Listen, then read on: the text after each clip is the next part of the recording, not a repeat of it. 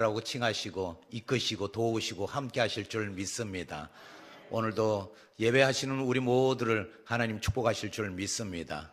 날씨가 또 이제 좀씩 쌀쌀해지는데 감기 조심하시고 그리고 또 동파 조심하시고 어쨌든 미끄럼 조심하시고 겨울에 건강하시기를 간절히 소망합니다.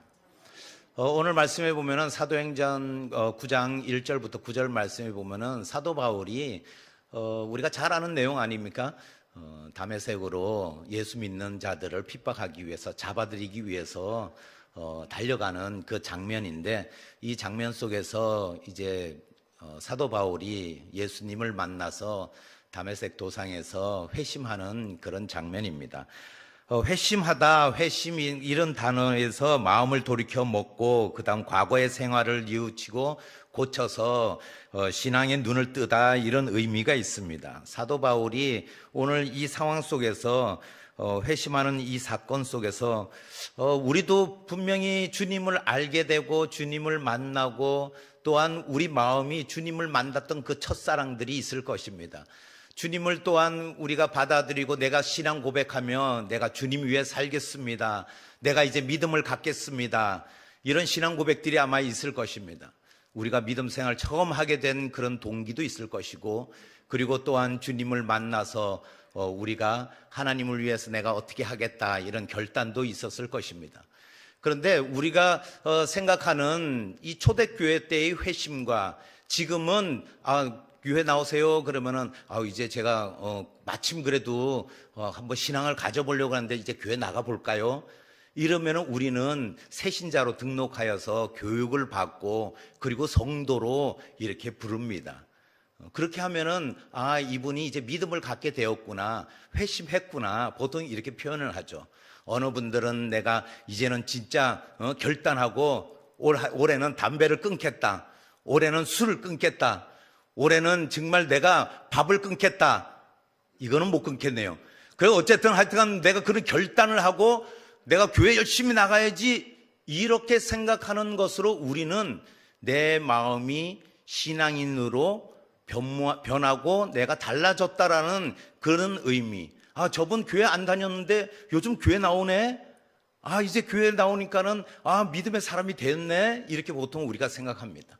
그러나 이 초대교회 때에 지금 사도 바울의 당시는 예수 그리스도를 믿는다라는 것이 바로 죽음을 의미합니다. 그 회심의 정도가 우리가 생각하는, 우리가 상상하는 그 이상이라는 것이죠. 사도 바울이 오늘 예수 그리스도를 만나는 이 사건을 통해서 얼마나 그 사도 바울의 그 삶이 변화되고 어떤 삶에서 어떤 삶으로 전환되는 그런 모습들, 사도 바울을 제가 이 말씀을 묵상하면서 사도 바울이 그 공문을 가지고 그리고 다메섹으로 달려갈 때, 이때 당시 스데반이 순교하고 나서 많은 그리스도인들이 아마 유대 지역을 떠나서 다른 지역으로 이주하고 도망간 그런 상황입니다. 이곳에서 유대인들이 도망가고 그리고 또한 흩어지는 그런 곳에서 사도 바울이 끝까지 쫓아가서 그들을 핍박하고 잡아들여서 예루살렘에 끌고 와서 이 사도 바울이 가지고 있었던 신념과 그리고 율법을 지켜야 되며 하나님에 대한 그 나름대로의 신앙을 표출하는 모습이라는 것이죠. 그런데 사도 바울이 이 잘못된 신앙관으로 인해서 예수 그리스도를 모르고 그리고 오직 율법에 대한 그 신념을 가지고 달려가는 모습을 볼 수 있습니다. 그럴 때 사도 바울이 그릇된 신념에 찬 그 사도 사울의 눈을 볼 수가 있습니다. 1절 말씀 한번 읽어볼까요? 시작. 사울이 주의 제자들에 대하여 여전히 위협과 살기가 등등하여 대제사장에게 가서, 이렇게 말씀하고 있습니다. 여기서 여전히 사울이 변화되지 않은 모습입니다. 여전히 위협과 살기가 등등한 사울의 모습을 볼 수 있다는 것이죠. 우리가 이것을 보통 이야기할 때 보통 사람들이 막 화가 나 있거나 아니면은 무섭게 보일 때 그 사람의 눈을 보면은 우리가 어떻게 표현하냐면은 눈 뒤집어졌네 이렇게 표현합니다. 눈에 살기가 있네, 눈이 광기가 있네 이렇게 이야기합니다. 지금 사도 바울의 눈이 그런 상태라는 것입니다. 물론 우리가 남녀 간에 사랑하거나 그 여자에게 사랑에 푹 빠졌을 때 우리가 살기가 있네 이런 얘기를 하진 않죠. 콩깍지가 씌었네 이런 얘기는 해도 뭐 살기가 있네 그렇지는 않습니다. 눈에 그런 모습들이 나타난다는 거죠. 물론 후회하시는 분도 있을 것입니다. 물론 내가 그러지 않을 줄 알고 그녀를 선택했는데 끝까지 쫓아가서 결혼에 골인했는데 내 눈에 콩깍지가 벗겨지고 나니까는 내가 속았구나 하는 분도 물론 계실 수 있습니다. 그러나 오늘 사도 바울의 눈에는 이 살기가 등등하다고 이야기하고 있는 것이죠. 그의 눈빛이 어떠했는가를 잘 기록하고 있습니다. 2절 말씀에는 다메섹 여러 회당에 가져갈 공문을 청하니 이는 만일 그 도를 따르는 사람을 만나면 남녀를 막론하고 결박하여 예루살렘으로 잡아오려 함이라 이렇게 말씀하고 있습니다. 이 다메섹은 예루살렘에서 북동쪽으로 약 한 217km가 떨어져 있는, 우리가 걸어서 가면 약 6일 정도 걸어가야 되는 그 북동쪽에 있는 도시입니다. 유대인들이 4만 명에서 5만 명 정도 거주했다고 그래요. 회당은 한 30여 개가 있었다고 기록하고 있습니다. 그런데 이 그리스도인들이 그 지역으로 도망을 간 거죠. 그리고 그 지역에 도망가서 여기서 말씀하는 것처럼 그 도를 따르는 사람이라고 하고 있습니다. 십자가의 도를 가르치며 복음을 전하며 그리고 내가 만난 예수 그리스도를 전하는 그 그리스도인들이 거기 가서도 유대인들에게 복음을 전했다는 것입니다. 스데반의 순교에도 그 그리스도인들이 위축되지 않고 계속 증인된 삶, 그리고 또한 주님이 명령한 그 사명을 붙들고 나아가는 많은 그리스도인들이 있었다는 것이죠. 바울은 이곳에 가서도 이 그리스도인들을 핍박하고 잡아들려고 하는 그의 가슴 속에는 신념으로 뜨겁게 불타오르는 모습을 볼 수 있습니다. 눈에는 우리가 보통 이야기하는 총기가 흘렀겠죠. 그거보다 더한 살기와 그리고 위협하려고 하는 그 눈빛을 우리는 상상할 수 있습니다. 그러나 이와 같은 신념은 참된 진리가 아닐 때에는 이 신념으로 인해서 얼마나 불행한 삶으로 가는지 모릅니다. 우리가 신념이 있을 때는 세상에 살아갈 때 다른 사람에게 사기를 당하지도 않고 그리고 다른 사람들보다 뒤처지지 않는 그런 인생을 살아갈 수 있습니다. 신념이 있어야지 남들보다 앞설 수 있습니다. 그리고 열정이 있어야지 다른 사람보다 더 높은 곳에 더 많은 것으로 그리고 더 성공한 사람으로 평가받기도 합니다. 그러나 오늘 사도 바울이 가지고 있었던 이 무지한 열심, 그리고 자기만의 가지고 있던 자기의 경험에 의한 그 신념은 얼마나 잘못된 것을 우리가 길로 가고 있는가 우리는 알 수가 있습니다. 사울이 하나님께 대한 바른 신앙을 가졌다면 아마 이렇게까지 무자비하게 그리스도인들을 박해하거나 죽이려고 하지는 않았을 것입니다. 그러나 사도 바울의 그 성격과 그 열정, 신념은 어떤 성경의 인물보다도 아마 대단했던 것 같습니다. 사도 바울이 그 스승의 가말리엘의 가르침을 좀 더 생각하고 깊이 그것을 깨달았다면 이렇게까지는 가지 않았을 것입니다. 이렇게까지는 잘못된 신념으로 살아가지는 않았을 것이라는 겁니다. 사도행전 5장 30절에서 41절 너무 기니까 제가 읽어드리겠습니다. 너희가 나무에 달아 죽인 예수를 우리 조상의 하나님이 살리시고 이스라엘에게 회개함과 죄 사함을 주시려고 그를 오른손으로 높이사 임금과 구주로 삼으셨느니라. 우리가 이 일의 증인이요 하나님이 자기에게 순종하는 사람들에게 주신 성령도 그러하니라 하더라. 그들이 듣고 크게 노하여 사도들을 없이 하고자 할세 바리새인 가말리엘은 율법 교사로 모든 백성에게 존경을 받는 자라. 공회 중에 일어나 명하여 사도들을 잠깐 밖에 나가게 하고 말하되 이스라엘 사람들아 너희가 이 사람들에게 대하여 어떻게 하려는지 조심하라. 이전에 듣다가 일어나 스스로 선전하며 사람이 약 400명이나 따르더니 그가 죽임을 당함에 따르던 모든 사람들이 흩어져 없어졌고 그 후 호적할 때에 갈릴리의 유다가 일어나 백성을 꿰어 따르게 하다가 그도 망한즉 따르던 모든 사람들이 흩어졌느니라. 이제 내가 너희에게 말하노니 이 사람들을 상관하지 말고 버려두라. 이 사상과 이 소행이 사람으로부터 났으면 무너질 것이요 만일 하나님께로부터 났으면 너희가 그들을 무너뜨릴 수 없겠고 도리어 하나님을 대적하는 자가 될까 하노라 하니 그들이 옳게 여겨 사도들을 불러들여 채찍질하며 예수의 이름으로 말하는 것을 금하고 놓으니 사도들은 그 이름을 위하여 능욕받는 일에 합당한 자로 여기심을 기뻐하면서 공회 앞을 떠나니라. 가말리엘이 그렇게 이야기한 거예요. 이 사람들이 만일에 하나님의 사상을 따르고 하나님이 그렇게 하셨다면은 이들을 멸할 수 없다. 가말리엘은 신중하게 그 예수를 따르는 사도들을 그렇게 평가했다는 거예요. 사도 바울은 달랐어요. 열정이 있기 때문에, 그 신념 때문에. 그래서 많은 사람들은 신념과 신앙을 혼돈할 때가 많은 거예요.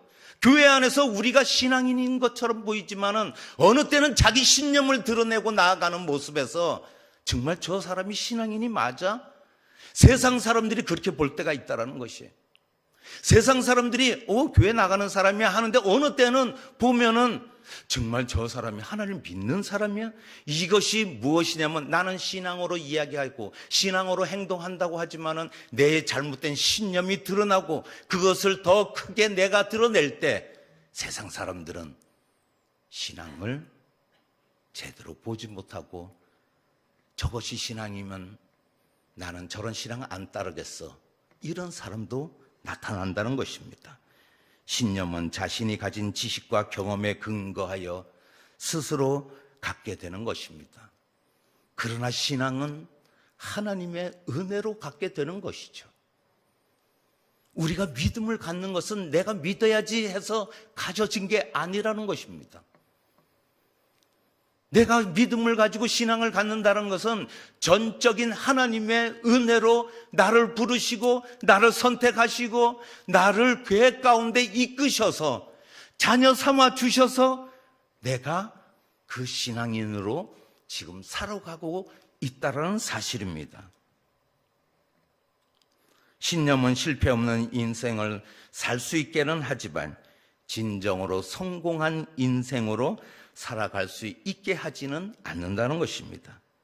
진정으로 성공적인 인생을 살게 하는 것은 오직 신앙뿐이라는 것이죠. 예전에 저희 아버님이 제가 앨범을 꺼내서 사진을 이렇게 보다 보면은 그런 이야기를 많이 하셨습니다. 그러면서 옆에서 저희 어머님이 그런 이야기를 해요. 예전에 네 아버지가 군대 생활할 때 항상 하는 말씀이 뭔 줄 알아? 그러시는 거예요. 뭔데요? 그러면은 야, 엄마 맨날 교회 가고 그럴 때 야, 내 주먹을 믿어라. 무슨 하나님을 믿어? 이것이 네 아버지가 맨날 입버릇처럼 하던 이야기야. 그런 이야기를 하더라고. 그러면서 그 신념을 드러내는 그 신념이 신앙으로 바뀌었을 때 한갓 그 사모에게도 깨갱하는 그 남편을 저는 늘 보면서 살아왔다는 거예요. 예전에는 기세등등하고 신념에 차 있는 그런 모습이었다면 지금은 전혀 그렇지 않고 늘 아내에게 순종하고 아내를 떠받드는 그런 목회자의 삶을 바라볼 때, 야, 신앙이 신념을 저렇게 변화시키는구나. 앨범에 보면은 예전에 그 육군대학에 이렇게 보면은 교관으로 김재규 씨도 나오고 그리고 선배라고 하면서 차지철 씨도 나오고 저희 아버님이 육사 7기시였는데 그 이야기를 늘 하시면서 그 이야기를 해요. 차지철 씨의 눈을 보면은 눈이 빛이 바짝바짝하고 밤에 딱 나오면 김철조 그러면은 눈에 빛이 그냥 쫙 나올 정도로 그 정도로 무섭다는 거예요.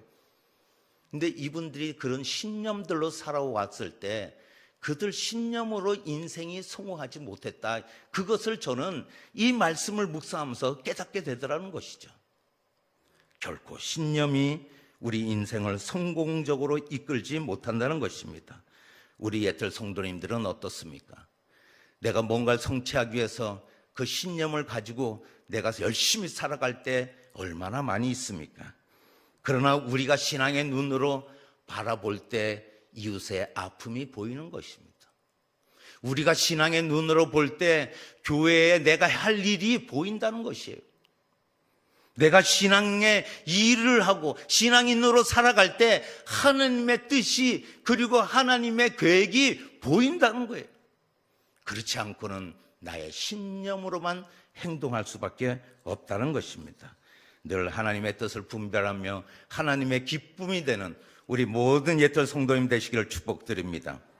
두 번째로 무엇이냐면은 영광의 빛으로 찬 사울의 눈을 볼 수가 있습니다. 3절 말씀 같이 한번 읽어보겠습니다. 시작.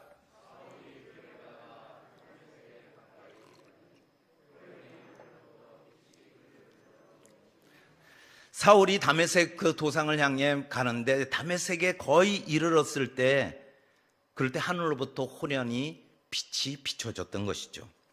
호련히 이 이야기는 갑자기 뜻밖의 이렇게 나타났다는 것이죠. 신약에서는 5번이 나오는데 이 표현이 나오는데 이것은 보통 하늘의 천사나 하나님이나 이런 존재를 바라볼 수 있는 그런 내용의 단어라는 것입니다. 그래서 이것이 이 빛이 그를 둘렀다고 말씀하고 있습니다. 이 빛은 그냥 빛이 아니라 그리스도의 영광을 우리가 눈으로 보았다라는 그런 뜻이 있습니다. 영광의 빛이 사울에게 비춰졌던 것이죠. 사울은 어떤 사람입니까? 살기가 등등하고 지금 위협적이고 그리스도인들을 박해하는 그런 사람으로 지금 다메섹을 향해 달려가고 있는 그런 사람입니다. 그런데 예수님은 그 제자들을 위협하고 그리고 5절 말씀에도 주님이 그런 표현을 하시고 있습니다. 주를 대적하여 핍박하는 자였다라고 말씀하고 있습니다. 네가 핍박하는 예수라 이렇게 예수님도 그렇게 말씀하시며 나를 핍박하는 그 사울을 그 빛을 비추는 모습을 볼 때 우리는 이 말씀 속에서 우리가 구원에 그 이르는 것이 우리가 거룩하고 우리가 의로워서 구원을 받은 인생이 아니라는 것을 깨닫게 되는 것이죠. 내가 착해서 내가 어떠한 좋은 일을 많이 해서 내가 구원받고 하나님께서 나를 부르셔서 자녀 삼아 주셨던 것이 아니라는 것입니다. 오늘 사울을 오늘 예수님이 찾아오신 모습에서 그럼에도 불구하고 사악한 죄인이며 그리스도인을 박해하는 이 사울을 찾아오셔서 호련히 빛으로 감싸는 모습 속에서 저는 골고다 언덕에 십자가에서 한 그 죄인을 구원하시는 예수님이 생각이 나는 것이죠. 누가복음 23장 43절 말씀에 보면은 내가 진실로 내게 이르노니 오늘 내가 나와 함께 낙원에 있으리라. 그 한 강도에게 예수님이 그렇게 말씀하고 있습니다. 구원의 소망은 모든 사람에게 우리에게 다가올 수 있는 것입니다. 단지 주님께 대한 믿음과 회개의 여부에 달려 있는 것이죠. 이것이 하나님의 무한한 사랑이라는 것입니다. 이것이 예수 그리스도의 십자가 대속의 사랑이라는 것이죠. 하나님의 은혜는 단지 의롭고 거룩한 사람에게만 주어지는 것이 아닙니다. 우리는 다 구원받았다는 믿음이 있습니다. 그런데 우리가 의롭고 거룩해서 구원받은 것이 아닙니다. 하나님의 구원의 은혜는 사악하고 죄인에게 다 임한다는 것이죠. 저는 이 말씀에서 정말 우리가 다 소망을 갖고 희망을 가질 수 있는 말씀이다 생각이 드는 것입니다. 세상에 어떤 사람이 죄인이 아닌 사람이 있습니까? 어떤 사람이 우리가 의롭고 거룩하다고 말할 수 있는 사람이 있습니까? 로마서 3장 10절 12절 말씀에 기록된 바 의인은 없나니 하나도 없으며 깨닫는 자도 없고 하나님을 찾는 자도 없고 다 치우쳐 함께 무익하게 되고 선을 행하는 자는 없나니 하나도 없도다. 이 말씀을 통해 사도 바울의 이 선언의 말씀처럼 단 한 사람도 의롭고 거룩한 사람이 없기 때문에 다 죄인이고 사악한 우리를 구원하신 그 주님의 사랑을 깨닫게 된다는 것입니다. 영광의 빛으로 사울을 비추고 그의 신념에 찬 눈을 영광의 빛으로 덮으셨습니다. 사울의 눈에 그 살기가 영광의 빛으로 덮으셨다는 것입니다. 사울의 가치관이 변화되는 것이죠. 사울이 가지고 있던 신념이 신앙으로 변하는 모습입니다. 4절 말씀에 보면 이렇게 기록하고 있습니다. 땅에 엎드려져 들음에 소리가 있어 이르시되 사울아 사울아 내가 어찌하여 나를 박해하느냐 하시거늘 대답하되 주여 누구시니까 이르시되 나는 내가 박해하는 예수라. 3절부터 9절까지 말씀을 보면은 사울이 다메섹 도상에서 예수 그리스도를 만난 사실과 그로 인하여 사흘 동안 아무것도 보지 못하고 식음을 전폐하며 그리고 기도하는 모습을 볼 수 있습니다. 이러한 체험이 사울에게 있을 때 사울의 삶이 변하고 그리스도를 악랄하게 대적하던 사울이 하나님의 예수 그리스도의 신실한 종으로 다시 태어난 것을 볼 수 있습니다. 구약의 인물 중에 간사한 사람 누구입니까? 야곱이 있습니다. 야곱이 베델에서 하나님을 만났을 때 그 간사했던 야곱이 변화되는 모습을 볼 수 있습니다. 모세가 호렙산에서 떨기나무 가운데 하나님을 만났을 때 그의 삶이 변화된 모습을 볼 수 있습니다. 다윗과 솔로몬, 엘리야, 엘리사, 다니엘 모든 인물들이 하나님을 만났을 때 그들의 삶이 성공적으로 그리고 하나님의 뜻에 따라 달려가며 사명을 감당하는 모습을 우리는 발견하게 됩니다. 사랑하는 성도님들, 기독교는 체험의 종교라고 합니다. 살아계신 하나님을 실제로 삶 속에 만나는 사람들의 그 종교라는 것입니다. 우리가 그런 경험이 있고 간증이 있습니다. 물론 그런 경험이 없다 할지라도 내면적으로 그 하나님을 만나고 체험이 있는 것입니다. 외적으로 만난 분도 있습니다. 그것을 통해서 우리의 삶이 믿음의 사람으로 변화되고 그리고 믿음의 길을 걸어가겠다고 결단하며 가는 것입니다. 이 예배의 자리 아무나 올 수 있는 것이 아닙니다. 아무나 예배하는 것이 아닙니다.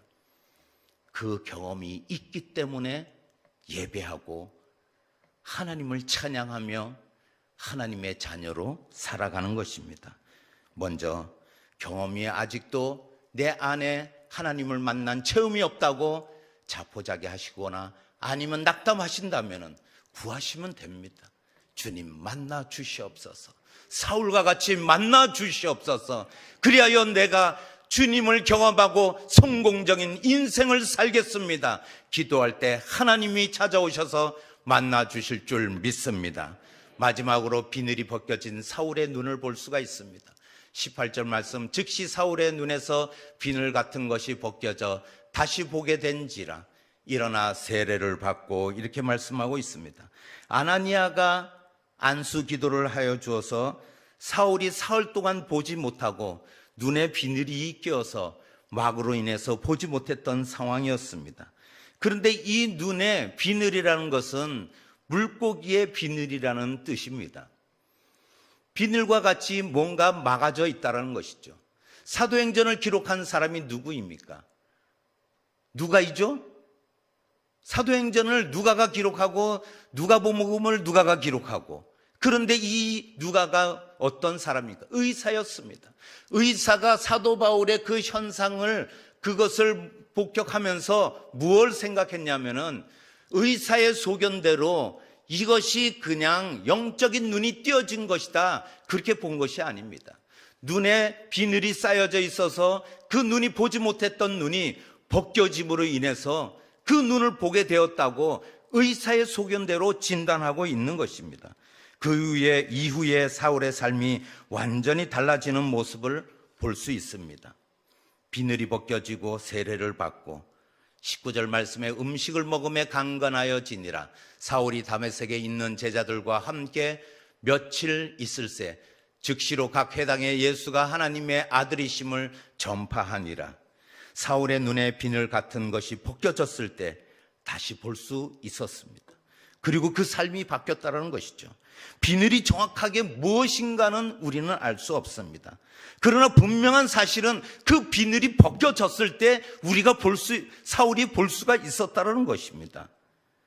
그 막으로 인해 보지 못했던 사울이 의학적 치료가 아니라 주님이 보내신 아나니아의 안수를 통해서 그 눈을 보고 그리고 눈의 비늘이 벗겨지며 그 삶이 변화되며 그가 갖고 있던 신념을 내려놓을 수 있었던 것은 이것이 바로 진리를 밝히 볼 수 있게 되었다는 사실입니다. 진리가 아닌 것에 우리가 그 신념을 가지고 쫓아가던 사울이 내려놓을 수 있었던 것은 눈의 비늘이 벗겨지고 그리고 비로소 세상을 새롭게 볼 수 있었다는 것이죠. 우리의 눈에 지금 무엇이 쌓여있는지 우리 자신을 돌이켜봐야 되는 것입니다. 내 눈에 뭐가 씌어져 있는지, 무엇 때문에 내가 제대로 보지 못하며 내가 아직도 불안해하고 염려하고 있는가? 우리 눈에 어떤 비늘이 씌어져 있습니까? 우리는 무엇 때문에 앞을 보지 못하고 있는 것입니까? 돈에 눈이 멀었습니까? 건강 염려증에 눈이 멀어서 내가 안절부절하고 있습니까? 출세에 눈이 멀어서 내가 아직도 분주하고 있습니까? 예배 시간을 놓치고 예배 자리가 비어있고 하나님의 일에 등한시하고 내가 세상의 일에 시간이 뺏겨서 주의 일을 감당하는 시간이 없다고 우리가 늘 생각하는 것이 무엇이 내 눈에 씌어져 있느냐는 것입니다. 오늘 이것을 주님께서 물어보실 때 이 비늘을 벗겨내기를 축복드립니다. 비늘이 벗겨지시기를 예수님의 이름으로 축복드립니다. 어느 집사님이 저에게 기도 요청을 하더라고요. 어느 교회라면 알기 때문에 지구촌까지만 얘기하겠습니다.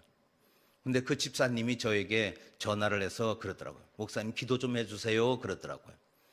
그 아들이 미국의 코넬 대학을 나와서 서울대학 대학원에서 박사학위를 하고 서울대학에서 연구원으로 있다고 하는 것입니다. 그리고 결혼도 하여서 캐나다 국적의 그 여자를 만나서 결혼해서 아주 그냥 아들 낳고 잘 살고 있대요. 교회도 열심히 나온대요. 근데 그 집사님이 한 가지 그 아들을 위해서 기도해달라고 하는데 무엇을 왜 기도할까요? 그러니까는 그 아들이 교회는 주일 성수하고 늘 잘 나오는데 바쁘다는 거예요. 늘 바빠서 예배만 드리고 땡 하면은 그냥 바빠서 연구해야 되고 또 자기가 뭐 또 써야 되고 뭐 하는 게 너무 많다는 거예요. 그러면서 이렇게 기도해달라고 이야기하는 겁니다. 그 이야기를 듣고 제가 오늘 이 말씀을 묵상하게 된 계기가 되었습니다. 돈에 눈먼 눈을 주님 바라보게 해달라고 기도해 주세요.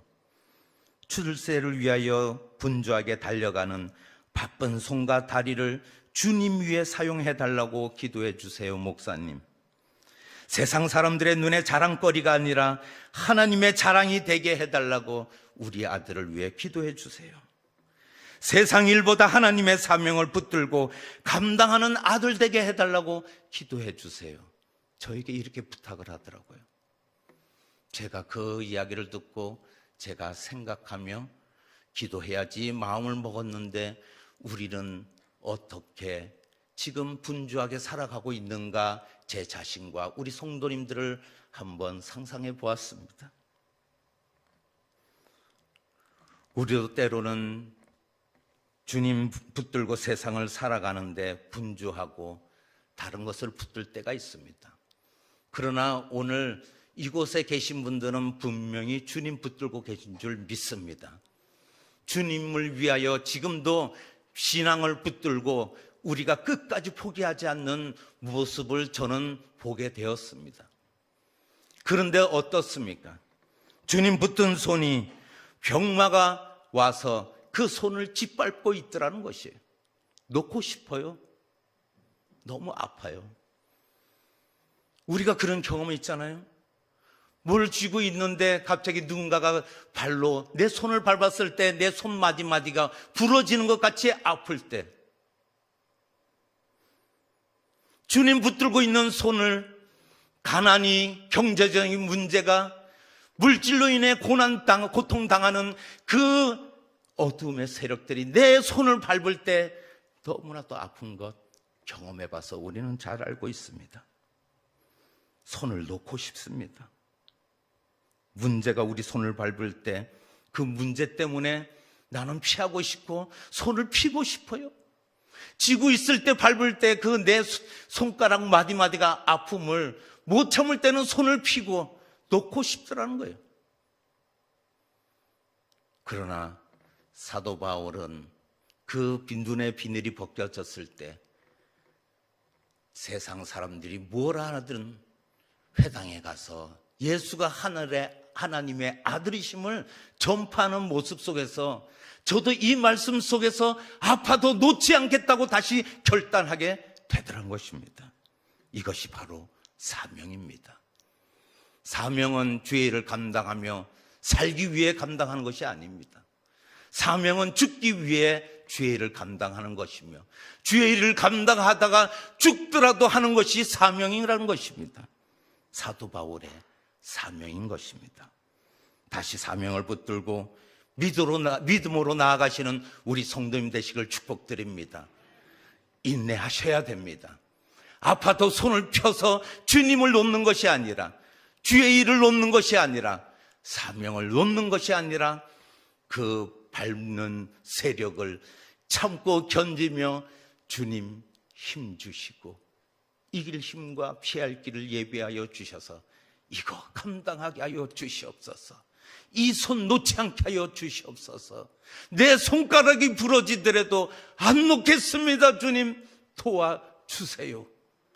이것이 바로 신앙인의 고백이 되어야 되며 우리 눈에 주님으로 인해 눈이 벗겨진 성도의 모습이라는 것을 기억하시고 믿음으로 승리하시는 모든 옛들 성도님 되시기를 예수님의 이름으로 축복드립니다.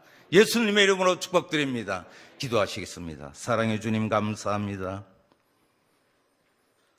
사울에게 찾아오신 주님, 낮고 천한 이곳에 나에게도 찾아오셔서 구원에 이르게 하시고 믿음을 갖게 하신 주님, 그러나 때론 우리의 믿음이 연약해지고 세상의 것으로 인하여 우리가 주님과 멀어지고 내 생각과 마음이 범죄하고 또한 내 눈이 세상을 바라보며 주님보다 딴 것을 바라볼 때가 많습니다. 주님, 우리가 돌이키게 하여 주시고 늘 첫사랑을 잊지 않게 하여 주시옵소서. 회심했던 그 시간들을 기억하게 하여 주시고 우리의 눈에 비늘이 쓰여 있다면 그 비늘을 걷어 주셔서 우리가 주님만 바라보고 나아갈 수 있게 하여 주시옵소서. 그리하여 늘 승리하는 저희들 되게 하여 주시옵소서. 감사드리오며 예수님의 이름으로 기도하옵나이다.